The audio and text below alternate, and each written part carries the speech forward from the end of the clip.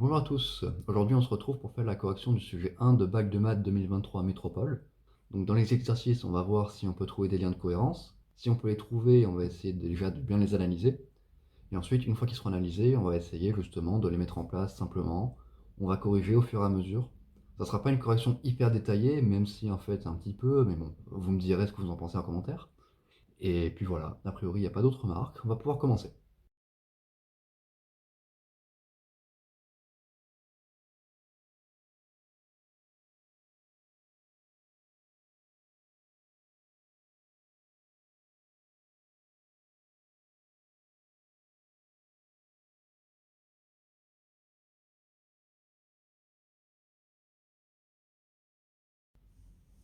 Donc l'exercice 1, il portait sur les probas. Donc c'était un exercice où on avait un QCM.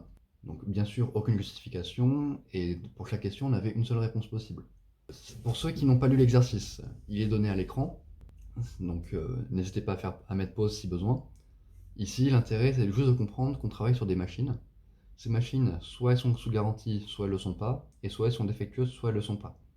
Les événements, ils sont donnés. On rappelle que G bar et D bar, c'est les événements contraires. Et on donne aussi quelques informations.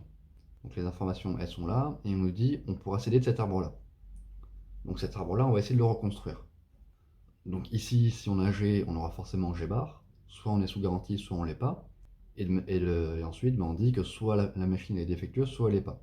A priori, avec l'énoncé, tout ce qu'on a comme information, c'est le fait qu'elle est garantie à 20%. Donc ici, on peut mettre 0,2, et par extension, on peut mettre 0,8. Et malheureusement, on n'a pas encore beaucoup d'informations sur ces événements-là, sur ces probas-là, pardon. Par contre, on sait que la probabilité de l'intersection, c'est égal à 0,002. Donc comme on connaît ça, autrement dit le chemin en entier, et comme on connaît la première moitié du chemin, on est capable de connaître la deuxième moitié du chemin. Et ce qu'on sait en plus, c'est que la probabilité que la machine soit défectueuse, ça vaut 0,082.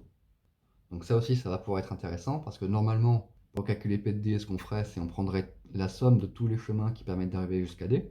Donc on en connaît un, on ne connaît pas le deuxième, donc on serait capable de trouver le deuxième. Donc a priori, on ne peut pas mettre d'autres informations là-dessus. On peut commencer. Donc dans la première question, on demande la probabilité de D, sachant G. Donc cette définition, on la connaît bien. C'est la probabilité de l'intersection divisée par la probabilité de G. Le numérateur, on le connaît. Le dénominateur, on le connaît. En faisant tout le calcul, on trouve bien 0,01. La deuxième question, maintenant, on nous demande P de G bar inter D. Je connais la probabilité d'un chemin qui permet d'arriver à D. Je cherche le deuxième. Par contre, je connais la probabilité de D en entier. Donc ça ressemble beaucoup à la formule des probas totales. Et ça va même être complètement ça. Je sais que G et G bar forment une partie de son univers. Donc d'après les probas totales, j'ai cette chose-là. Ce que je cherche, c'est ça. Mais je connais cette chose-là et je connais cette chose-là. Donc j'isole ce que je cherche et je fais les calculs. S'il y a besoin de faire pause parce que je vais trop vite, n'hésitez pas. Mais je pense que c'est assez clair au niveau de la méthode. Tout calcul fait, on trouve bien 0,08. Troisième question. Cette fois-ci, on suppose que la machine est défectueuse. Là, c'est à vous de comprendre que cette phrase-là, ça veut dire sachant que la machine est défectueuse.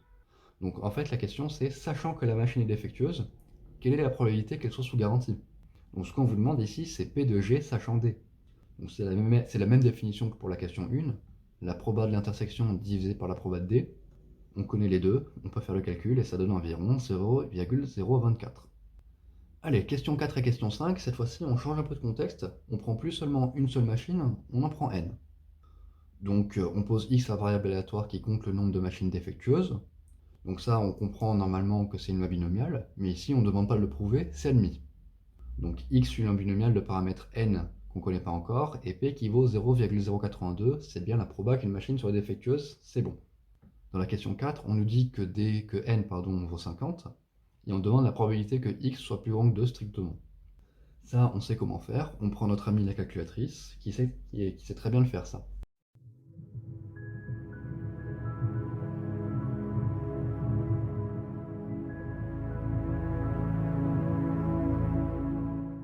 C'est assez clair maintenant qu'effectivement la proba ça vaut bien 0,789. Donc dans cette question, on ne considère plus que n est égal à 50, on ne sait pas ce que ça vaut, et on cherche n de sorte à avoir une condition. On veut que toutes les machines fonctionnent correctement, et on veut que cette proba soit supérieure à 0,4. Il faut trouver le n le plus grand qui puisse satisfaire cette condition. Donc ça, c'est très simple, il faut juste comprendre que si toutes les machines fonctionnent, ça veut dire qu'aucune machine est défectueuse. Parce que dans notre énoncé, on parle de x, et x, ça représente le nombre de machines défectueuses. Donc ici, on a envie de calculer p de x égale 0. P de x égale 0, ça vaut 0 parmi n fois p puissance nombre de succès fois 1 moins p puissance nombre d'échecs. Ici, le nombre de succès, c'est 0, le nombre d'échecs, c'est n. Et tout calcul fait, ça fait 0,918 puissance n. Sauf que ici, c'est pas tout à fait ce qu'on demande.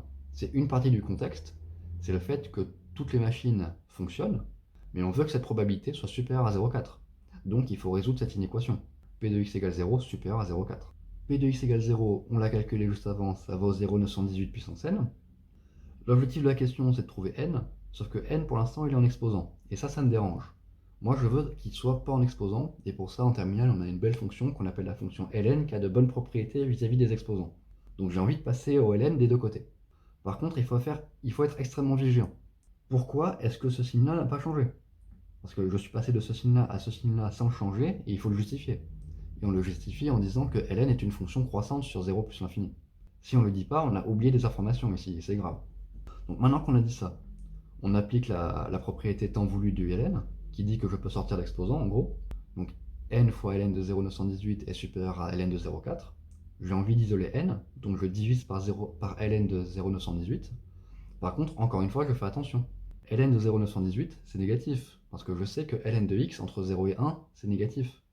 Donc je dois changer le sens des inégalités. Donc pour que ma condition soit vérifiée, il faut que n soit plus petit que cette valeur-là. Donc par calcul mental, je ne suis pas capable de le faire. Je prends ma calculatrice qui me dit que ça vaut environ 10,7. Et donc la plus grande valeur possible de n qui vérifie la condition, c'est forcément n égale 10. Allez, on passe à l'exercice 2. Toujours la même remarque, si vous n'avez pas lu l'énoncé ou si vous vous en souvenez plus, je vous laisse le temps de faire pause pour le relire. Ici, on va essayer de faire les liens de cohérence. On nous donne une fonction, on nous donne son domaine de définition et on nous dit qu'elle est dérivable aussi sur ce domaine de définition. On n'aura pas besoin de le justifier. Les deux premières questions, on demande de donner les limites en 0 et en plus l'infini. Question 3, on demande de calculer une dérivée. Donc ces trois questions, on comprend qu'elles servent à construire un tableau de variation complet, ce qui est effectivement la question 4. Jusque-là, ça paraît assez cohérent. La question 5, une fois qu'on a le tableau de variation, on est capable de résoudre des équations de la forme f de x égale 0. Ici, on va appliquer le corollaire du théorème des valeurs intermédiaires. Donc ça c'est uniquement de la rédaction, mais on verra comment le rédiger. La question 6, on admet qu'on pourrait faire la même chose sur un autre intervalle, et on veut trouver le signe de f. On sait quand est-ce que la fonction s'annule, et on connaît le tableau de variation. Donc en combinant ces deux choses-là, je pense qu'on arrive à comprendre qu'on peut trouver le signe de f. Si vous n'arrivez pas à le voir, on le verra tranquillement dans les questions, il n'y a pas de souci. Et question 7, on définit une nouvelle fonction, gk, et si on lit bien, gk c'est exactement f de x à laquelle on rajoute une constante. Donc la constante, ça va juste permettre de monter ou de descendre la courbe de la fonction. C'est bien de voir qu'on peut le voir sur le tableau de variation. C'est le minimum qui va nous permettre de voir de quelle valeur de k je dois monter pour que ma fonction g soit toujours positive. Première question, on veut la limite en 0. Donc on rappelle que la fonction elle est définie par x au carré moins 8 ln de x. Donc on sait que x au carré tend vers 0, ln de x tend vers moins l'infini. Donc par somme et par produit de limite, f de x tend vers plus l'infini. Normalement, il n'y a pas de problème. Il n'y a pas de fi, ça marche tout simplement par opération. Pour la question 2, on admet que f de x peut s'écrire comme ça. Autrement dit, on a factorisé par le terme dominant. Et il faut voir vers quoi tend cette chose-là. A priori, ce qui pourrait poser problème, c'est le ln de x sur x au carré, parce que c'est toujours une forme indéterminée, ce truc-là. C'est de la forme l'infini sur l'infini. Donc là, il y a deux méthodes. Soit votre professeur a été un peu exigeant et vous a dit on sait étudier ln de x sur x puissance quelque chose, par croissance comparée, on sait que cette chose-là tend vers 0. Et donc, comme cette chose-là tend vers 0, toute la parenthèse tend vers 1 par somme et par produit. Comme x au carré tend vers plus l'infini, l'infini fois 1, ça tend vers plus l'infini par produit. Ça, c'est la première méthode. Mais pour ceux qui ont eu des cours plus classiques, entre guillemets, ce que vous connaissez, c'est pas ln de x sur x au carré, mais c'est juste ln de x sur x. Donc ça, on va le faire apparaître. Imaginons qu'on soit dans une deuxième méthode. ln de x sur x au carré, pour n'importe quelle valeur de x, c'est égal à ln de x sur x fois 1 sur x. Ça, je sais l'étudier normalement. Ça, c'est réellement votre résultat de cours sur les croissances comparées. On sait que cette chose-là tend vers 0 quand x tend vers plus l'infini. Et par quotient, 1 sur x, ça tend vers 0 aussi. Donc si je fais 0 fois 0, l'ensemble tend vers 0. Donc là, on a remontré par des résultats plus classiques de terminale que ln de x sur x au carré tend vers 0. Et ensuite, on reprend tout simplement le raisonnement qu'on avait vu avant. La parenthèse tend vers 1, ça tend vers plus l'infini, donc l'ensemble tend vers plus l'infini par produit. Ok, question 3, on veut calculer une dérivée. Donc on rappelle que la fonction elle est définie comme ça pour tout x, positif non nul. X au carré, ça se dérive en 2x. Ln de x, ça se dérive en 1 sur x. Sauf que mon résultat, je le veux sous forme d'une unique fraction. Donc je mets tout sur x. Ça, je n'y touche pas. 2x est égal à 2x au carré sur x. Donc c'est pour ça que c'est écrit comme ça. Et ensuite, je le factorise tout simplement par 2. Et j'obtiens cette chose-là. A priori, ici, il n'y a pas de technicité de calcul, tant mieux. À voir suivant si vous êtes élève ou professeur. Ok, question 4. Donc on vient de montrer à l'instant que la dérivée vaut cette chose-là. Il suffit maintenant d'étudier le signe de la dérivée pour trouver les variations de la fonction. Donc 2, ça sera positif, x c'est positif sur ce domaine de définition-là, il reste juste à étudier x au carré moins 4. X au carré moins 4, c'est positif quand x au carré est plus grand que 4, autrement dit quand x est plus grand que 2 ou x plus petit que moins 2. Sauf que dans notre exemple, on travaille entre 0 et plus l'infini, donc on construit tranquillement notre tableau de signes et tableau de variation. 2 c'est toujours positif, x c'est toujours positif, x au carré moins 4 c'est négatif entre 0 et 2 et c'est positif entre 2 et plus l'infini. Donc la dérivée est négative entre 0 et 2 et positive entre 2 et plus l'infini. Donc notre fonction est décroissante puis croissante. Donc ça c'est pour les variations. Il reste à mettre les extrémums. Donc dans la question 1 et 2, on avait calculé les limites qui valent plus l'infini et plus l'infini. Et ici, il suffit de mettre f de 2 qui vaut 4 moins 8 ln de 2. On remplace x par 2 dans l'expression de f de x. Allez, question 5. Donc dans cette question, on se passe sur l'intervalle 0,2 et on veut montrer que cette équation, elle admet une unique solution. Donc ça, on sait, et normalement ça doit être instinctif, qu'on veut appliquer le corollaire du théorème des valeurs intermédiaires. Par contre, il faut bien le rédiger. Et pour ça, il faut rappeler les conditions de ce théorème. Il y en a 3. La première, c'est de dire que la fonction f, elle est continue. On sait que f est dérivable, c'est admis dans l'énoncé, donc comme elle est dérivable sur 0,2, alors elle est continue sur 0,2. Donc ensuite, il faut dire que la fonction f, elle est strictement, j'insiste sur le strictement, décroissante sur 0,2, et ça, comment on le sait? D'après le tableau de variation qu'on a fait juste avant. Et ensuite, dernière chose à dire, qui paraît évidente, mais qu'il faut quand même dire, c'est que 0 est bien valeur intermédiaire. 0 est bien compris entre cette valeur-là et cette valeur-là, on va bien le retrouver une fois là-dedans. Donc une fois qu'on a dit nos 3 conditions, on peut effectivement appliquer le corollaire du théorème des valeurs intermédiaires qui nous dit qu'il existe une unique solution, qu'on peut appeler alpha sur l'intervalle 0,2, telle que cette équation admet une solution. Allez, question 6. Donc on suppose qu'on pourrait faire la même question que la question précédente, sauf qu'on travaillerait plus sur 0,2 mais sur 2 plus l'infini. Et cette solution, on l'appellerait bêta. On demande le signe de f. Pour ceux qui avaient du mal à visualiser au départ dans l'intro, on va essayer de faire le tableau de variation et on va le compléter. Donc là, on a le tableau de variation de f et on le complète avec les infos de la question 5 et 6. On sait qu'entre 0 et 2, il y a une solution, il y a une valeur alpha telle que f de alpha vaut 0. Et on sait qu'entre 2 et plus l'infini, il y a une valeur bêta telle que f de bêta est égal à 0. Et quand on prend ce tableau de variation, je pense qu'on comprend assez bien qu'en fait, entre 0 et alpha, f sera positive. Entre alpha et bêta, f sera négative. Et entre bêta et plus l'infini, f sera positive. Ça se voit très bien sur le tableau de variation, et pour le justifier, on invoque le tableau de variation et la définition de alpha et de bêta. Et on peut directement conclure par ce tableau de signes. Allez, question 7. Donc on a notre fameuse fonction gk là, qui est égale à f de x plus k, où k est une constante. Donc là on va encore reprendre notre tableau de variation. On sait que notre fonction f, elle est décroissante puis croissante, et son minimum vaut 4 moins 8 ln de 2. Donc moi, ce que je veux, c'est ajouter une certaine constante, de sorte que mon minimum, il vale plus 4 moins 8 ln de 2, mais il vale 0. Parce que comme ça, ma fonction, elle sera décroissante puis croissante, et son minimum sera 0. Et on comprend du coup que notre fonction gk, elle sera bien toujours positive. Donc qu'est-ce que je dois ajouter comme constante pour que cette valeur-là soit nulle? Je dois ajouter son contraire. Autrement dit, moins 4 plus 8 ln de 2. Et donc c'est cette valeur-là que je dois appliquer à k pour que ma fonction gk soit positive, et ce sera bien la plus petite valeur possible de k. Allez, exercice 3. Donc encore une fois, si vous ne connaissez pas le contexte, vous laissez faire pause et le lire. Ici, ce qui est intéressant, c'est qu'on nous donne une entreprise qui fait une foire aux questions, et on compte le nombre de questions de cette foire aux questions suivant les mois.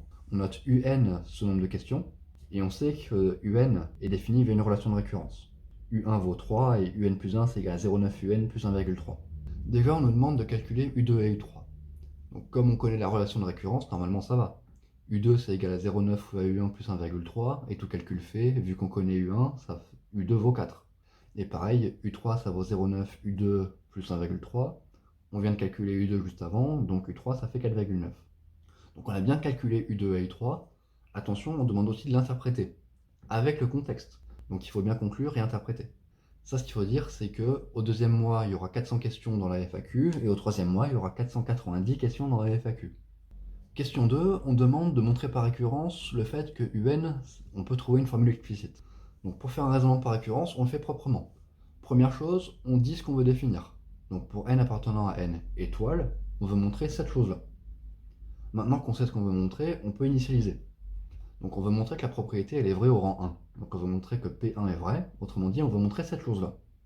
Donc on va calculer d'une part U1, on sait que ça vaut 3, et d'autre part on va calculer cette chose-là, tout calcul fait, ça fait 3. 3 est bien égal à 3, donc la propriété P1 est vraie. Maintenant on fait l'hérédité. Pour faire la réalité, c'est important d'avoir une bonne rédaction. Donc il faut dire, je considère un nombre n appartenant à n étoiles qui est fixé. C'est pas tous les n, c'en est un. Donc on suppose que la propriété elle est vraie au rang n, autrement dit, cette chose-là sera vraie, et on veut montrer que la propriété Pn plus 1 elle est vraie. Donc autrement dit, on voudra montrer ça à la fin. Donc on veut arriver à ça, on peut partir de ça, et on peut aussi utiliser la relation de récurrence sur UN plus 1, sur UN, pardon, qu'on connaît. On sait que UN plus 1 c'est égal à 0,9 UN plus 1,3. UN par relation de récurrence, on sait que ça vaut cette chose-là, donc on peut le remplacer. Ensuite, ce qu'on fait, c'est on développe. Donc 0,9 fois 13, ça fait 11,7. 0,9 fois ce truc-là, je mets les 0,9 ensemble. 0,9 fois 0,9 puissance n, ça fait 0,9 puissance n plus 1. J'oublie pas le 1,3. Je mets le 11,7 et le 1,3 ensemble, et ça me donne bien 13 moins cette chose-là. Autrement dit, c'est bien ce que vous voulez montrer. Donc récurrence pas très compliquée, la propriété Pn plus 1 est bien vraie. Donc une fois qu'on a fait l'hérédité, il ne faut pas oublier de conclure. La propriété P1, elle est vraie, la propriété P, elle est héréditaire, donc par principe de récurrence, la propriété Pn, elle est vraie pour tout entier naturel non nul. Et dire cette chose-là, on peut aussi juste le dire comme ça. Un est égal à l'expression qu'on voulait montrer pour tout n supérieur ou égal à 1. Donc maintenant qu'on connaît l'expression de notre suite, on serait capable de faire un plus 1 moins un pour montrer que la suite est croissante ou décroissante. C'est ce qu'on fait. Pour tout entier naturel non nul, on est capable de calculer un plus 1 moins un. Ça vaut cette chose-là. Donc dans les calculs, je suis allé un petit peu vite. N'hésitez pas à prendre plus d'étapes si besoin. Ici, ce qu'on peut comprendre, c'est que les 13 peuvent se simplifier. Ça fera en gros 13 moins 13. Et ensuite, ce que je fais, c'est que je factorise par 100 neuvième fois 0,9 puissance n. Ici, il restera plus 1. Ici, il restera moins 0,9. Donc j'ai bien fois 1 moins 0,9. 100 neuvième, c'est positif. Cette chose-là, ça fait 0,1 qui est positif. Et pourquoi 0,9 puissance n c'est positif? Parce que 0,9 c'est positif. Autrement dit, tout ce calcul-là est positif. Autrement dit, un plus 1 moins un est positif. Autrement dit, un est une suite croissante. Dans la question 4, on nous donne un algo Python. La question, c'est en gros taper l'algo à la calculatrice, l'exécuter et dire ce que ça veut dire dans le contexte de l'exo.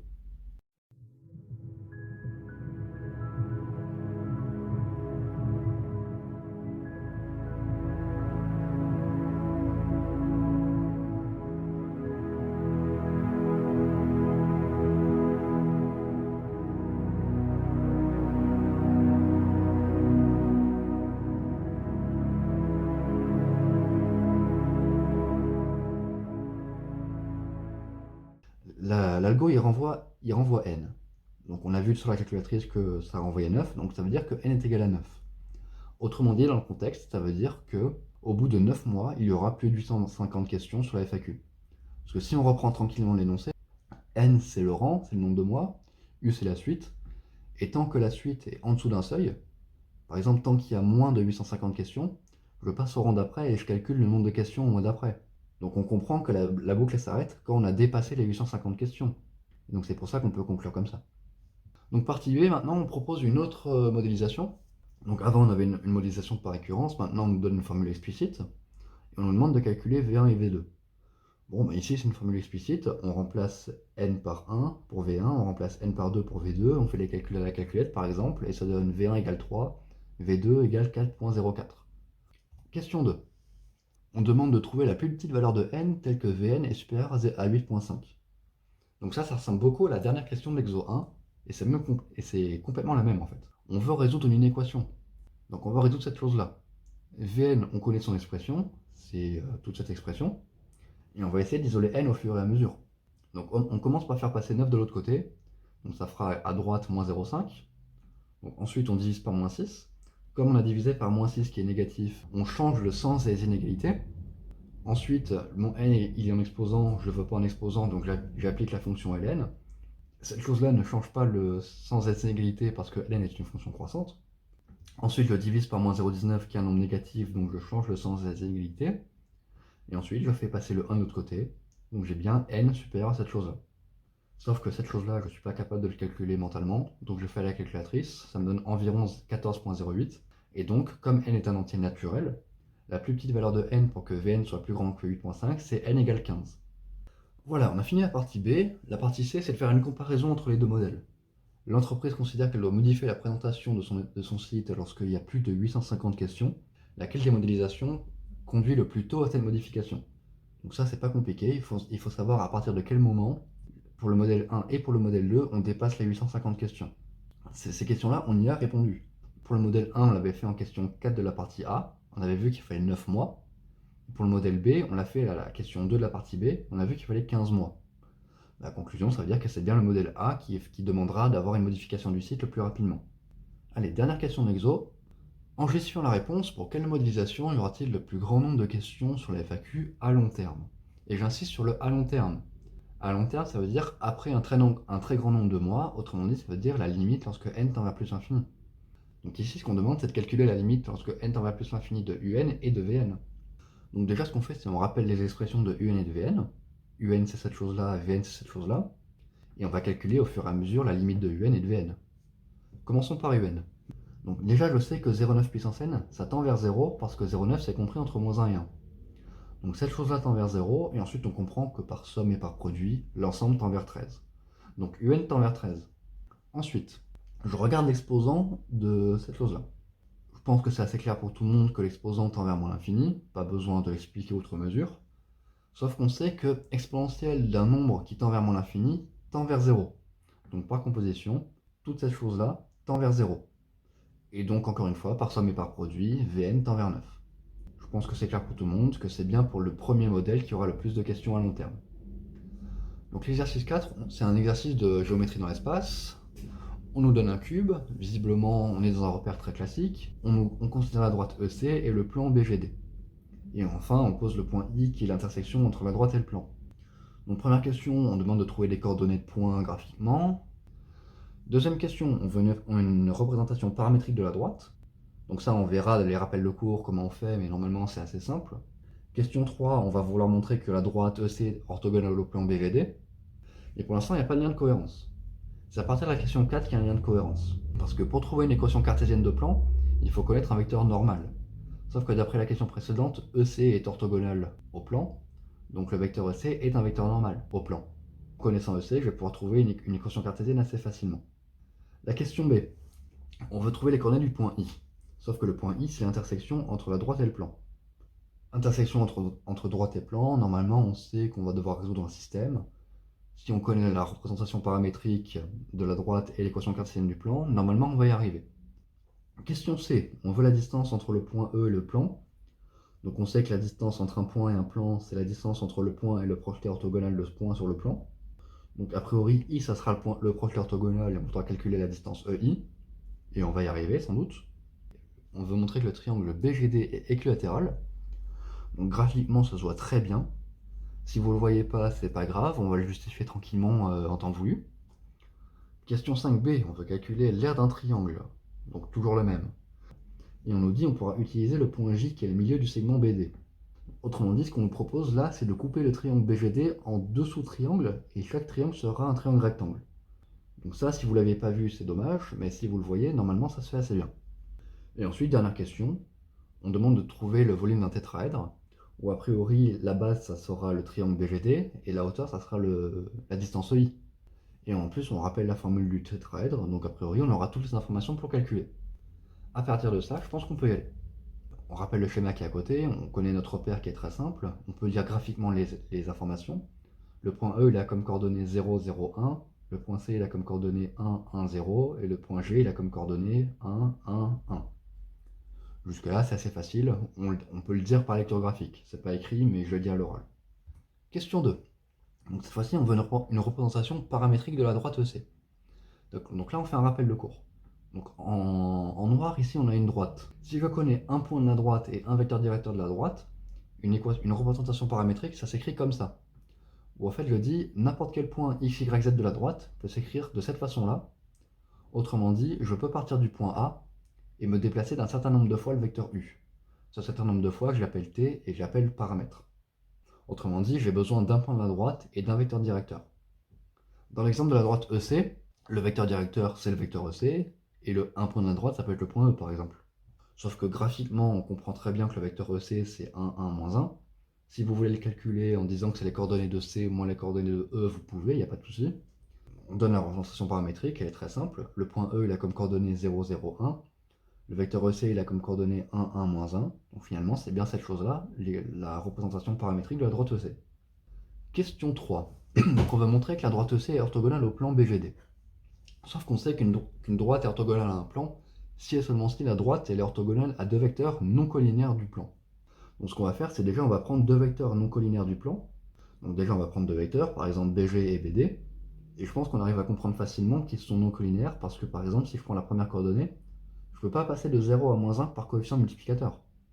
Donc BG et BD ils sont non collinaires. Déjà ça c'est clair. Maintenant ce qu'il faut faire, c'est qu'il faut montrer que le produit scalaire entre EC et BG et le produit scalaire entre EC et BD c'est égal à 0. Pour ça, on rappelle que la formule qu'on a les coordonnées, c'est x, x' plus y, y' plus z, z'.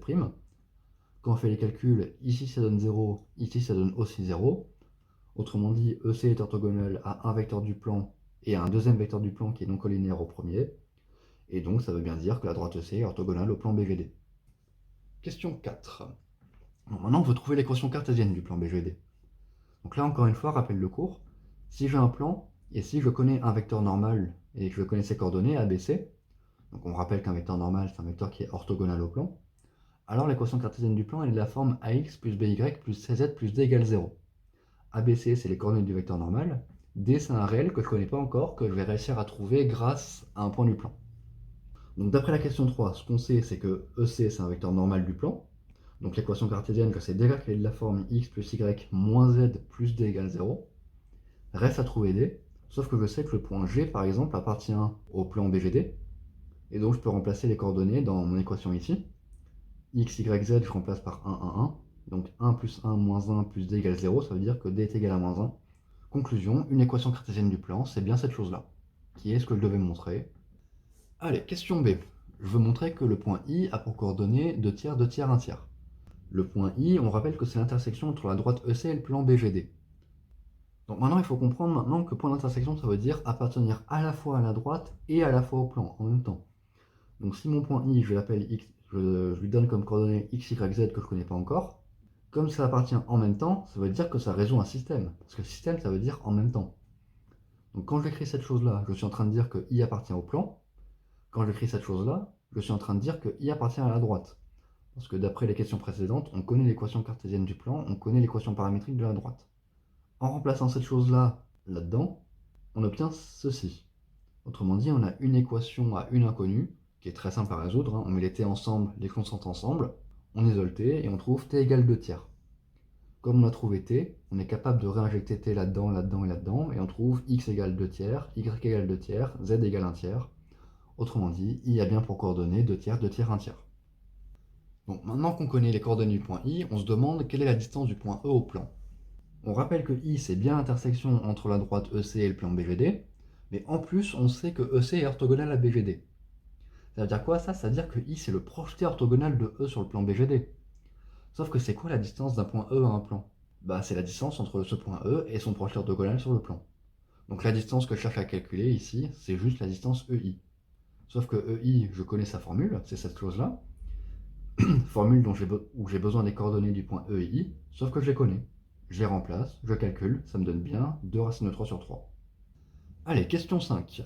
On va montrer que le triangle BDG est équilatéral. Donc pour comprendre cette chose-là, il faut le comprendre visuellement. Donc le triangle BDG, pourquoi est-ce que c'est un triangle équilatéral? Parce que BD, DG et GB, on est d'accord que ces trois segments, ce sont bien trois diagonales de face du cube. Sauf que dans un cube, toutes les diagonales de face ont la même longueur. Dans notre exemple, ça vaut même racine de 2 d'après le théorème de Pythagore. Mais un triangle qui a trois côtés de même longueur, j'appelle ça un triangle équilatéral. Allez, question B. Maintenant qu'on sait que le triangle est équilatéral, on veut calculer son aire. Donc j'ai fait un petit dessin ici. On nous dit qu'on peut considérer le point J, qui est le milieu du segment BD, sauf que dans un triangle équilatéral, la médiane, GJ, c'est aussi une médiatrice. Donc autrement dit, ici, il y a un angle droit. Ce qu'on nous propose ici, du coup, c'est de calculer l'aire du triangle équilatéral en cassant ce triangle en deux triangles rectangles, donc je suis capable de calculer l'aire. Donc ces deux triangles, ils ont la même aire. Donc on va par exemple calculer l'aire du triangle BJG. Comme il est rectangle, j'ai besoin de connaître BJ, j'ai besoin de connaître JG. Est-ce que je les connais? Oui, parce que ça, je sais que ça vaut racine de 2 sur 2. Ça, je ne le connais pas encore, mais je peux le trouver grâce à Pythagore. Donc en utilisant Pythagore, on trouve que JG au carré, c'est BG carré moins BJ carré qui vaut 3,5. Et donc GJ, c'est égal à racine de 3 sur racine de 2. Donc du coup, je suis capable de calculer l'aire finale. L'aire du grand triangle, c'est 2 fois l'aire du triangle BJG. Autrement dit, 2 fois BJ fois JG sur 2. BJ, je sais que ça vaut racine de 2 sur 2. JG, je viens de le calculer, ça vaut racine de 3 sur 2. Pardon, ça vaut racine de 3 sur racine de 2. Je simplifie par racine de 2, il me reste donc racine de 3 sur 2. Je peux du coup me faire ma dernière question. On considère le tétraèdre EGBD. On veut calculer son volume. Donc on nous rappelle la formule du volume. Il faut trouver une base, il faut trouver une hauteur. Donc a priori, vu les questions d'avant, j'ai envie de prendre comme base le triangle BDG, parce que je connais son aire. Mais c'est quoi la hauteur associée à cette chose-là? C'est la longueur EI. Parce qu'on sait que I c'est le projeté orthogonal de E sur le plan BDG. Autrement dit, le volume, c'est bien 1/3 fois l'aire du triangle GDB fois EI. L'aire du triangle, je la connais, je viens de la calculer, c'est racine de 3 sur 2. La longueur EI, je l'ai calculée aussi avant, c'est 2 racine de 3 sur 3. Et quand je termine mes calculs, ça me donne bien que le volume vaut 1/3. Voilà, on a terminé ce sujet de bac. Voilà, la vidéo touche maintenant à sa fin. Merci à tous ceux qui sont arrivés jusqu'au bout. N'hésitez pas à mettre un petit commentaire pour me dire ce que vous en avez pensé. Qu'est-ce qui était bien, qu'est-ce qui était trop long, trop simple, trop détaillé, pas assez. Je prendrai en compte toutes vos remarques tant qu'elles sont constructives. Merci à tous et à bientôt.